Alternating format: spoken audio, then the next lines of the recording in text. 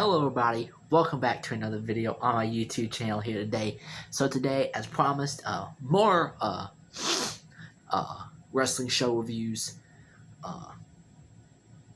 on this channel.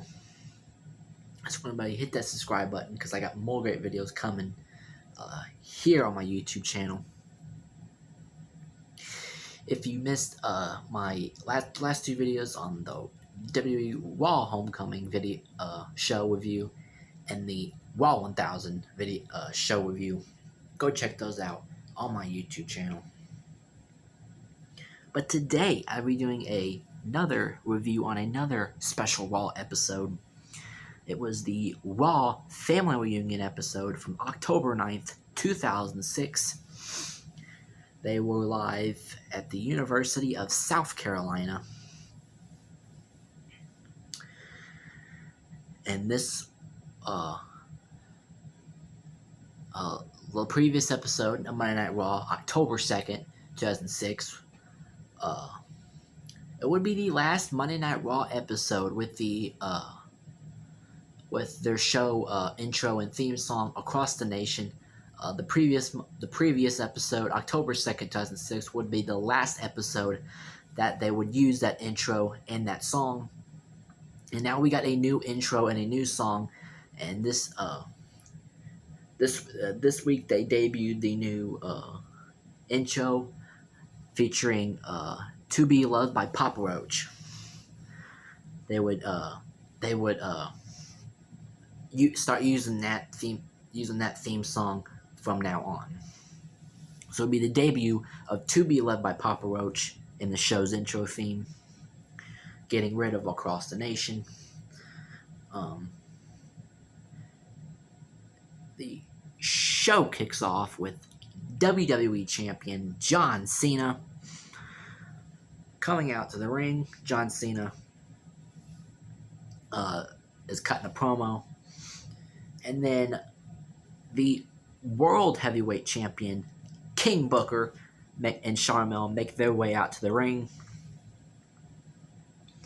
And then ECW Champion The Big Show makes his way out to the ring. And if they're in the ring, they're cutting promos on each other, and they're talking about Cena's movie The Marine that came out that year. And then Booker T and Big Show would say the two movies that they had been in. Booker T, Ready to Rumble, and Big Show, The Water Boy. And Booker T's, telling Big Show how he was only in it for like 42 seconds. And then when Booker was talking about Ready to Rumble, John and Big Show laughed, and John said that movie was a joke. And I agree, it was a joke, yeah. And then the three men get into a brawl.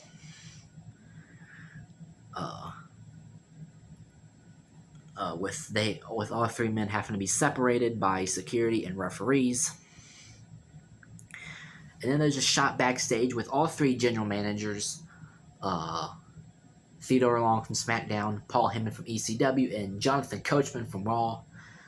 They would argue with each other over what just happened between the three world champions, and then the show would cut to commercial break.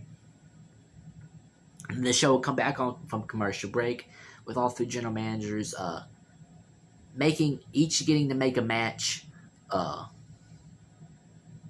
Like Paul Heyman would make the Big Show versus Jeff Hardy for later tonight. Jonathan Coachman would make I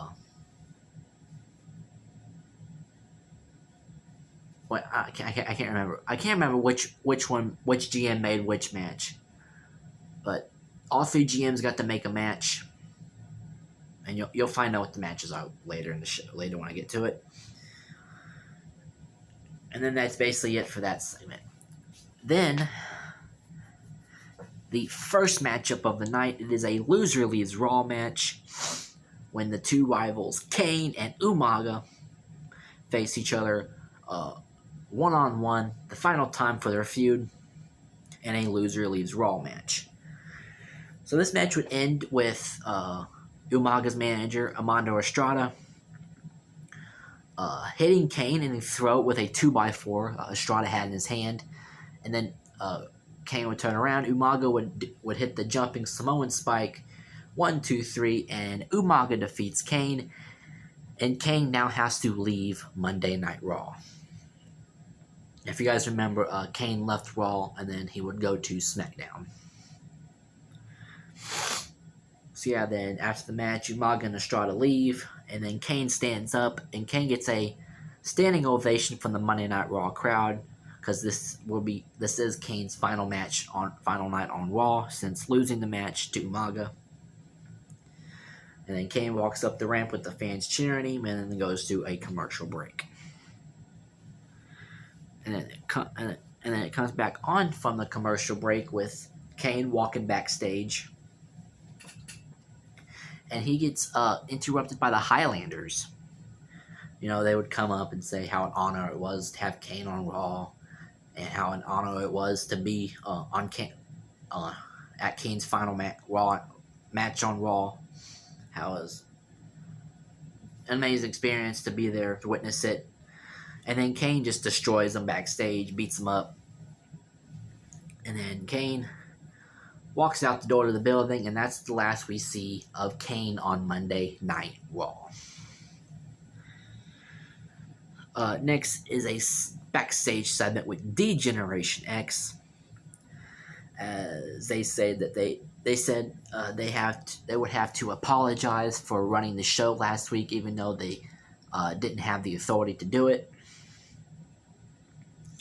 They have to apologize to Edge for costing Edge the WWE Championship in his match with John Cena in a steel cage.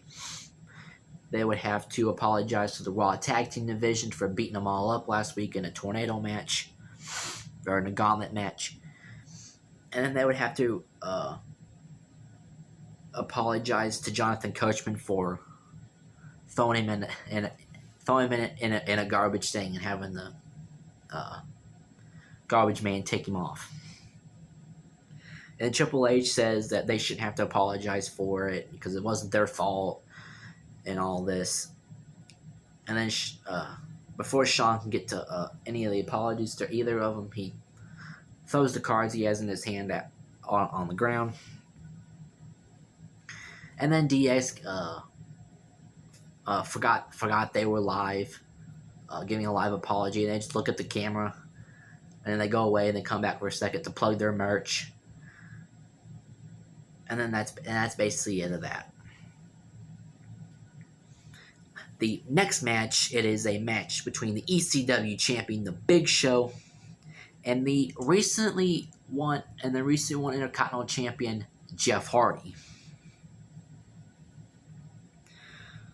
Jeff Hardy had won it the previous week from Johnny Nitro. So, I forgot to mention it with the Kane and the Umaga match. I mean, it was an okay match. I mean, it was your typical big man match. You get what I'm trying to say. And the Big Show and Jeff Hardy, it was your typical giant versus cruiserweight match. Big Show just basically beat the hell out of Jeff Hardy until at the end Jeff Hardy gets an upper hand, and then Big Show pins Hardy, and then that's it. And then post match, Johnny Nitro comes out and jumps Jeff Hardy. Hardy trying to get the upper hand, but Hardy would be laid out by the Big Show. And that would be the end of that. The next match, it was a tag team street fight with Triple H and Shawn Michaels, D-Generation X, taking on Lance Cade and Trevor Murdoch. This match was basically DX beating the hell out of him. That was basically it. And then DX, Michael's sweet chin music, Triple H hits the pedigree on Lance Cade. 1, 2, 3, and then that's it of that match. It was a short match. It was nothing too special. And then immediately after the match, Edge is showing backstage. He's giving an interview from Todd Grisham. Edge blames D-Generation X for costing him the WWE Championship the previous week to John Cena. And then Edge says that tonight he's going to hold the cutting edge. And then Edge basically saying how he's going to take down DX. The next match, it is Shelton Benjamin comes out and he's cutting a promo saying how he wants a real challenger from any brand. And then out comes SmackDown's Chris Benoit as him and Shelton Benjamin have an okay short match. But Chris Benoit ends up getting the crossface locked in, and Shelton Benjamin taps out, and then SmackDown's Chris Benoit getting a win on Raw. On the Raw Family Reunion Special. Next match, it is a 6-man tag team match from SmackDown with the team of Chavo Guerrero with Vicky Guerrero.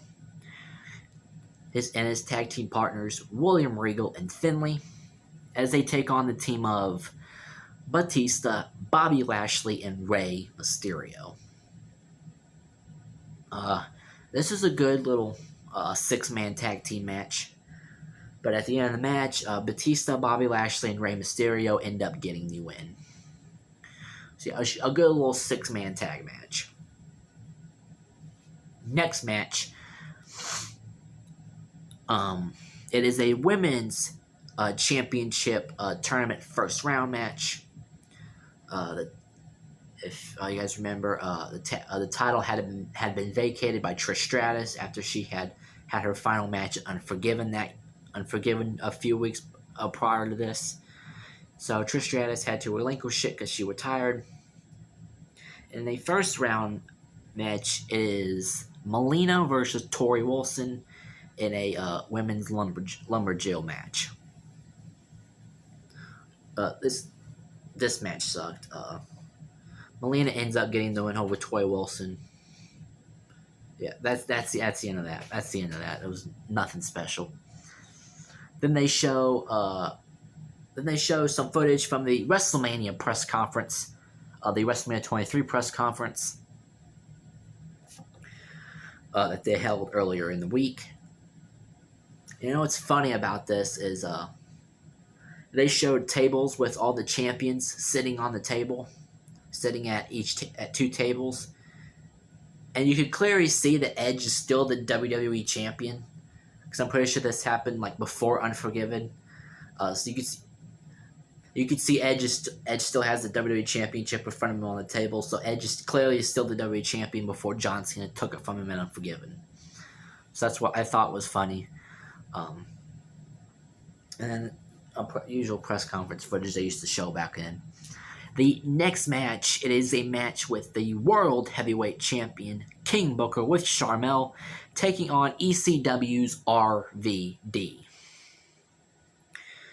This was a good low match. King Booker ends up hitting a sidekick on RVD. 1, 2, 3, and King Booker pins RVD. Next, they show a promo package for Crime Time debuting next week. And then there's an interview with Mitch from the Spirit Squad saying how he's going to beat Ric Flair. But I highly doubt that because Mitch sucked. Nick Mitch, I don't know how you got Tori Wilson, but that's just something I'm never going to know. Yeah, Mitch, you always sucked. And Ric Flair ends up locking the figure 4 on Mitch. 1, 2, 3. Ends up locking the figure 4 on Mitch. Mitch taps out. Ric Flair wins the matchup.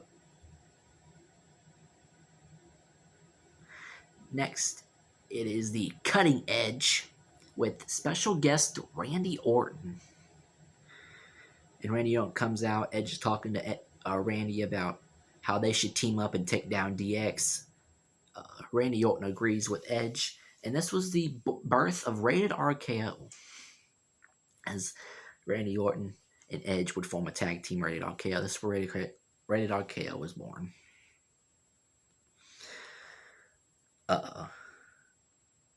The Ric Flair match. Ric Flair brought out legends, Arn Anderson, IRS, Ted DiBiase. He brought out legends to help fend off the Spirit Squad. So yeah. Nick Mitchell, you sucked. I don't know how you got Toy Wilson, but that's something we'll find out. Someone we'll just have to find out soon enough, right? And it's time for the main event of the evening when WWE Champion John Cena takes on SmackDown's The Undertaker. This is actually one of the rare times Undertaker and John Cena would face off. So honestly, John Cena and Undertaker Raw on this episode of Raw was a pretty good match. In my opinion, Cena and Taker always had great matches, except for the one at WrestleMania 34. But you guys all know how that went. So the match ends with Big Show and King Booker coming down and jumping the Undertaker. Cena helps Taker fight off Big Show and Booker. And then Mr. Kennedy comes down and brawls with the Undertaker because him and Undertaker were feuding at the time. Him and Undertaker would brawl up the ramp and they would disappear off somewhere brawling. And then John left the three champions in the ring to brawl. John Cena would get the STF on Big Show after Cena had knocked down Booker T. Cena would test STF on Big Show, choke out Big Show. Big Show would roll out. John Cena would hit an FU on King Booker. And basically the show would end with John Cena standing tall on the ramp as Booker T lays in the ring and Big Show lays on the outside, gasping for air, as we should say. And then, all rights reserved. The raw thing at the corner, fade to black logo, and then that's it. So, pretty good episode of Raw. I give it that, especially for a reunion special. So there you guys go. There is the review for Raw Family Reunion. If you guys like the film, don't forget to leave a comment, subscribe, like the video, leave a comment, subscribe. We've got more great videos coming your guys' way. Don't miss out on future videos. That's going to do it for this video. I'll see you guys in the next video.